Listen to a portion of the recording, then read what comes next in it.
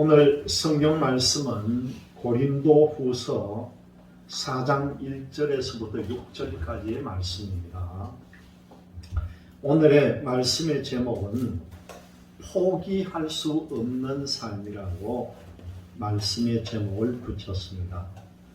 이 시간 여러분 이 포기할 수 없는 삶을 살기를 바랍니다. 오늘 본문의 말씀을 좀 더 쉬운 성경으로 제가 여러분에게 전해드립니다. 고린도후서 4장 1절에서 6절 말씀. 이처럼 우리가 하나님의 자비로 이 사역을 감당함으로 우리는 낙심하지 않습니다. 우리는 부끄러워 드러내지 못한 것들을 끊어버리고 속임수를 쓰지 않으며 하나님의 말씀을 왜곡시키지 않았습니다. 우리는 진리를 밝히 드러냈으므로 하나님 앞에서 모든 사람들의 양심을 향해 우리 자신을 당당히 내세웁니다. 우리가 전하는 복음이 가리워졌다면 그것은 멸망하는 사람들에게 가리워진 것입니다. 이 시대의 신이 믿지 아니하는 사람들의 마음을 어둡게 하여 하나님의 형상이신 그리스도의 영광을 드러내는 복음의 빛을 보지 못하게 하였습니다. 우리는 우리 자신을 전파하지 않습니다. 우리는 예수 그리스도가 주님이라는 사실과 우리가 예수님을 위해 일하는 여러분의 종이 되었다는 사실을 전파합니다. 어둠 속에 빛이 비쳐라고 말씀하신 하나님께서 우리 마음에 빛을 비추셔서 그리스도의 얼굴에 나타난 하나님의 영광을 깨닫게 해 주시기 위해 우리 마음에 빛을 비추셨습니다. 이런 말씀입니다.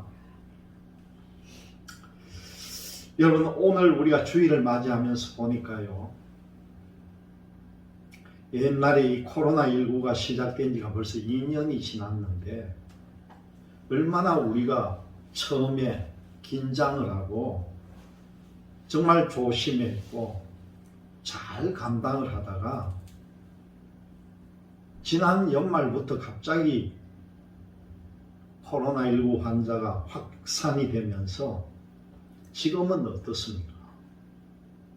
거의 정부가 통제하는 걸 상실한 것 같아요. 처음에는 몇천 명, 만 명 걸리는 것도 조바심이 나고 어렵게 생각했는데요. 지금은 1만, 2만이 아니라 10만, 20만, 현재 어떻습니까? 25만. 그렇다 보니까 누가 이 바이러스에 감염되어 있는지 서로가 서로를 모를 정도가 되어버립니다. 그래서 제가 오늘 가만 느낀 게 뭐냐고 하면은 극도로 조심하면서 방역을 잘 하면서도 성전에 많이 모여서 예배를 드렸는데 너무 많이 전파가 되다 보니까 도리어 그때보다도 지금 더 두려워서 성전에 예배하는 숫자가 방역은 풀어주고 정부가 하는 일은 다 없어져 버렸는데도 성전에 모여서 예배드리는 인원이 점점 줄어들고 있다는 겁니다. 이 사실은 아마 우리뿐만 아니라 우리나라의 모든 교회도 마찬가지일 것으로 믿습니다. 확진자가 너무 번성하니까, 그리고 심지어는 이 오미크론이라는 것이 전 세계에 번지면서 특히 지금요, 이 작은 대한민국이 전 세계 1등의 전염률을 기록하고 있습니다. 이 얼마나 놀라운 일인지 모릅니다. 어떻게 이런 일이 있을 수가 있습니까? 그동안 그렇게 방역을 잘한다고 자랑했던 이 나라가 어떻게 하다가 이 모양이 되었는지 참 안심스러운 일인지요. 이런 환경이더라도 우리는 더욱 모이기에 힘쓰고 하나님 앞에 기도해야 될 줄로 믿습니다. 이 모든 것은 언젠가는 지나가리라고 봅니다. 여러분 모두 힘써 기도하시면서 이 상황을 극복하시기를 바랍니다. 이 코로나19로 인해서 우리가 많은 일상을 잃어버렸는데요. 그 중에도 명절 때만 되면은 우리가 어땠습니까? 정말 고향에 가기 싶어서 고향에 갈 선물도 준비하고 며칠 전부터 두근거리는 마음을 가지고 정말 한 걸음에 고향으로 달려가서 흩어져 살던 부모도 함께 만나서 좋은 추억을 만들고 했던 그런 기억이 다 잃어버렸다는 겁니다. 정말 평소와 다르게 차량으로 가득 막히면서 무려 12시간을 달려가지고 고향을 가던 그런 사람들의 추억도 없어져 버린 거죠.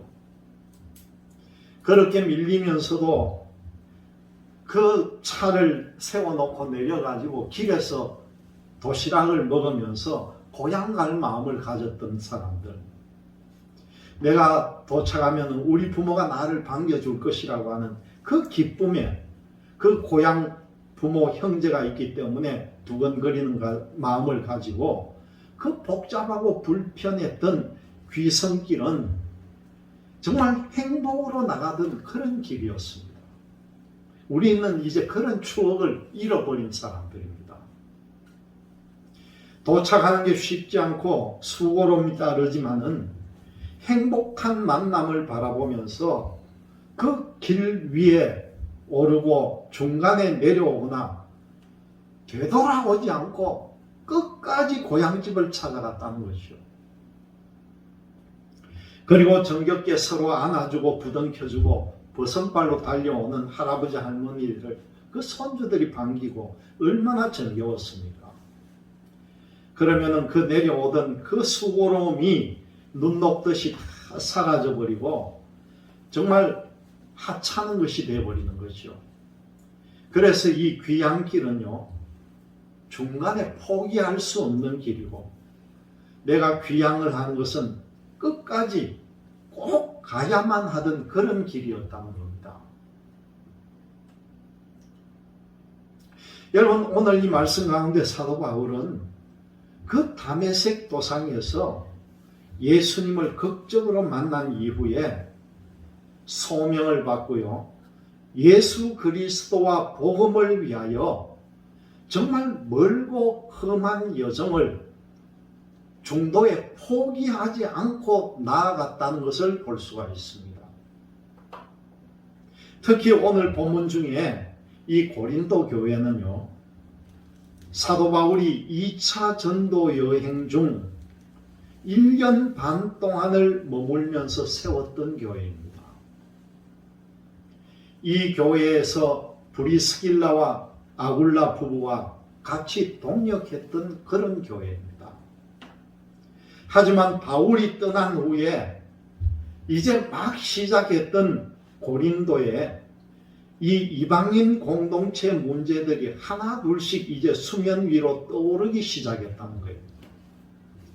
그렇게 애지중지 세우고 키워놓은 교회가요, 성도가 어려움을 당할 때 한 걸음에 달려갈 수 없었던 그 사도 바울은 정말 안타까운 심정으로 이 고린도에서 문의해온 문제들을 하나씩 상세하게 글로서 답변을 해주고 있는 겁니다. 이 편지는 바로 고린도 전서입니다. 다행히 고린도 교회는 이 편지를 받아들고요, 자기들의 직면한 내부의 문제들을 해결을 할 수가 있었고, 그대로 교회는 안정이 되는 듯 했습니다. 그런데요, 전혀 예측하지 못한 문제가 발생합니다. 모교회격인 예루살렘 교회의 추천장을 가지고 왔다는 한 사람이 나타나서 어떻게 했습니까? 사도 바울의 사도권을 부정을 하고요, 사도 바울의 인격을 무시하면서 바울이 가르친 복음을 비난을 하고 고린도 교회의 신앙을 송두리째 뒤흔드는 놀라운 사건이 벌어진 거죠. 이미 그들의 거짓 가르침에 미혹된 많은 고린도 교인들은요, 다시 돌아온 바울에 대하여 냉담하게 외면하고 바울에게 모욕까지 했다는 겁니다. 그래서 아무런 성과도 없이 에베소로 돌아온 바울은 그럼에도 불구하고 이 고린도 교회를 포기하지 않았다는 거예요. 고린도 교회를 향한 진심 어린 눈물의 편지를 씁니다. 그리고 디도를 통해서 고린도 교회의 소식은, 들려온 소식은 너무나 기쁜 소식이었다는 거죠. 이 바울의 진심이 교인들에게 전달되어서 교회와 성도가 잘못된 것을 바로잡고 교회가 회복되었다는 소식을 듣게 됩니다. 이제 바울은요, 안도의 숨을 내쉬면서 정말 기쁜 마음으로 차분하게 위로와 격려를 담아서 쓴 편지가 우리가 읽고 있는 오늘의 본문 고린도 후서의 내용입니다. 고린도 교회의 회복 소식에 바울은 얼마나 기뻤겠습니까? 그 전에 고린도 교회의 내부 문제들과 외부에서 들어와서 비롯된 이 교회의 불편한 소식과 전도자 자신이 부정이 되고 복음까지 왜곡이 되었을 때 바울은 얼마나 고통스러웠겠는가 하는 거죠. 아마 보통의 경우에 우리는 크게 실망해서 포기해버리고 싶은 그런 마음에까지 이르렀을 것입니다. 그럼에도 바울은 이 고린도후서 4장에만요 3번에 걸쳐서 낙심하지 않았다 그렇게 말합니다. 1절 말씀에 보니까 후반절에 긍휼하심을 입은 대로 낙심하지 아니하고, 또 8절의 말씀을 보니까요 답답한 일을 당하여도 낙심하지 아니하며, 그리고 또 16절을 보니까 그러므로 우리가 낙심하지 아니하노니, 그렇게 3번이나 낙심하지 않았다 그렇게 말합니다. 충분하게 좌절하고 포기할 만한 문제들 앞에서 어떻게 바울은 꿋꿋하게 사명을 감당할 수가 있었을까?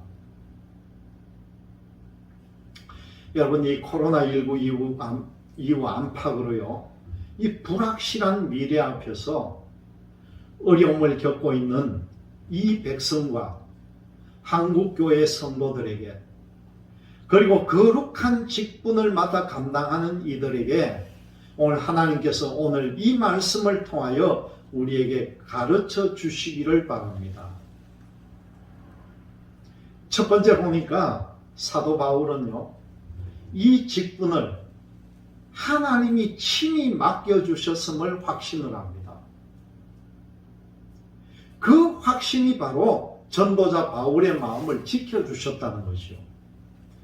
자비하시고 긍휼하신 하나님에게서 받은 직분이고, 나에게 직분을 맡기신 하나님은 연약한 나에게 주님의 긍휼과 자비로 돌아보셔서 이 사명을 감당케 하심을 믿었다는 겁니다.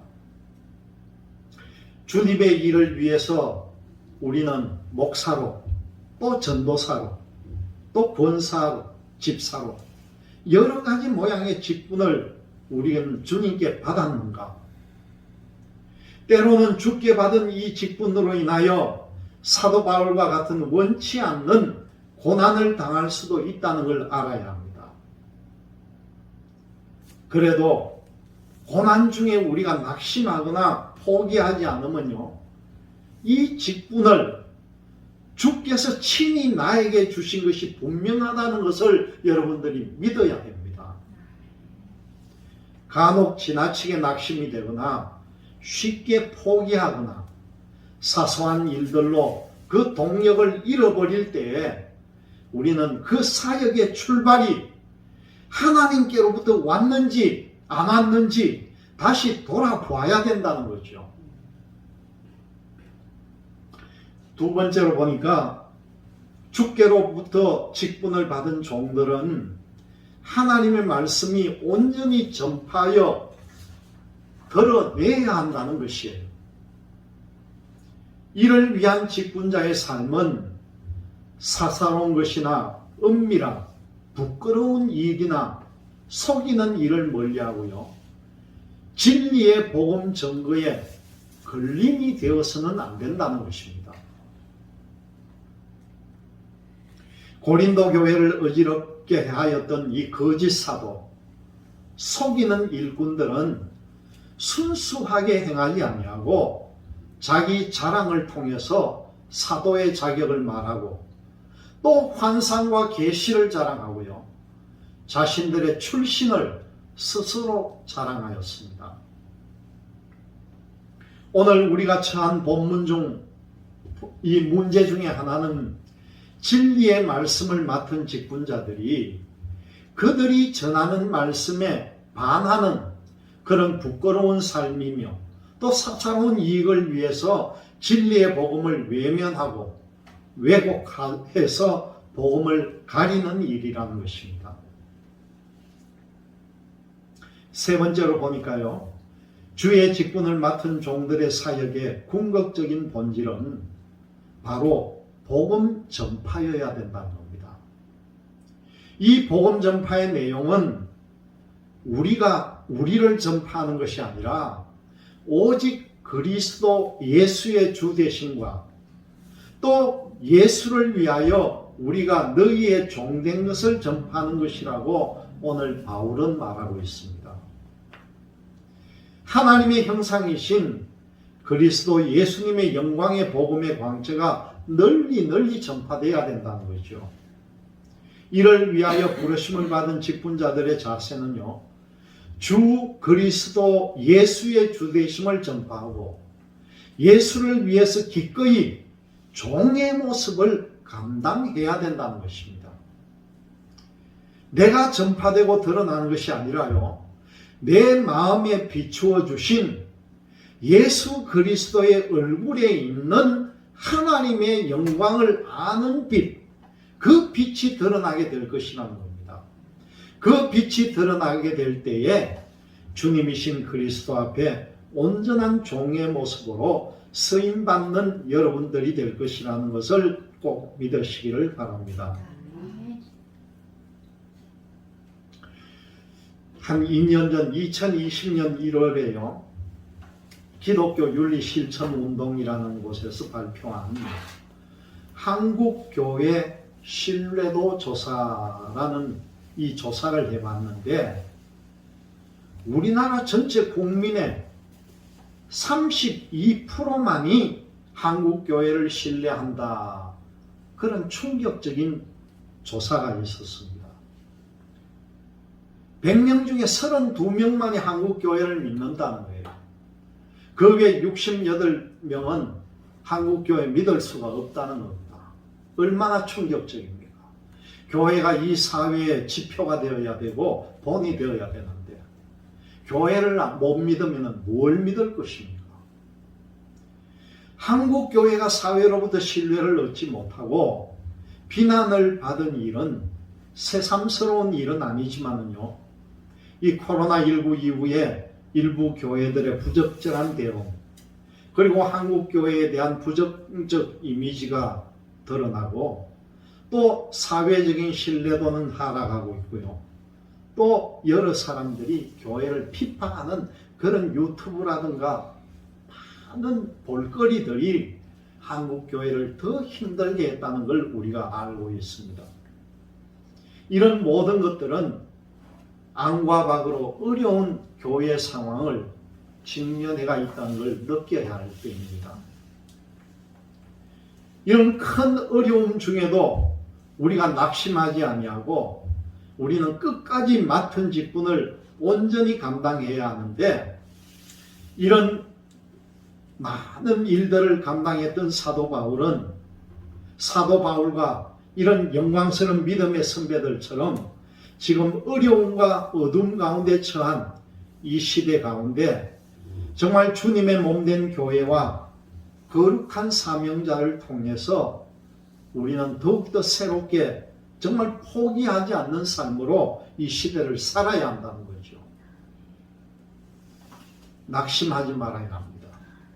끝까지 맡은 직분을 감당해야 합니다. 정말 지금까지 이 나라를 이끌고 왔던 믿음의 선배들의 그 본을 받아가지고 하나님의 영광스러운 빛이 더욱 찬란하게 비춰지는 역사를 우리가 만들어내야 한다는 거죠. 이런 마음을 굳게 가지고 이 세상의 빛과 소금의 역할을 잘 감당할 수 있는 여러분들이 되시기를 주님의 이름으로 기원드립니다.